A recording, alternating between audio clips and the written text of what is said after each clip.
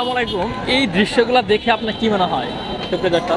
ছোটবেলায় যখন আমরা গ্রামের বাজারে যাই তখন দেখি যে পেয়ারার হালি, আমের হালি, ডিমের হালি, সুপারি, এগুলো হালি হালি এইভাবে খাঁচার মধ্যে বা ছোটো ছোটো বোলের মধ্যে নিয়ে বিক্রি করতো। আমি আছি এখন গুলিস্তান, দেখেন এদিকে জুতা, অহরহ জুতা। এই জুতাগুলো জাস্ট দোকানে বিক্রি করলে পরে এর দাম বেড়ে যায়। স্থান বেড়ে জিনিসের দামের তারতম্য হয়। এখানে অতি অল্প দামে এইগুলো পেয়ে যাবেন, কিন্তু হচ্ছে দেখেন এখানে বসার সিস্টেমগুলো দেখেন, মানে আমি অবাক হয়েছি যে এত সুন্দর সুন্দর করে সাজিয়ে রাখছে খাঁচার মতো একটা পাত্রে সাজিয়ে রেখে বিক্রি করছে। আসলে এদের নিজস্ব ফ্যাক্টরি আছে, কিন্তু হচ্ছে এরা বিক্রি করতেছে এইভাবে ফুটপাতে।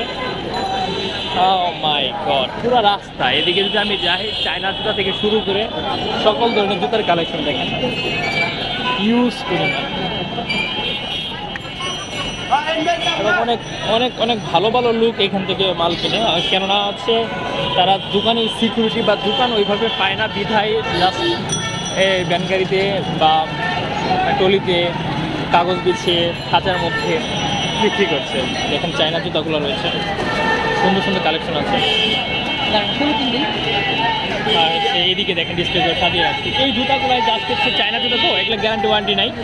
এগুলো হচ্ছে আপনার শোরুমে বা মার্কেটিংয়ে বিক্রি করলে দাম ডাবল হয়ে যাবে, দেখতে পাচ্ছেন। আমার যদিও লাগবে না, কিন্তু এই বিষয়গুলো হঠাৎ করে চোখে পড়লো আমার।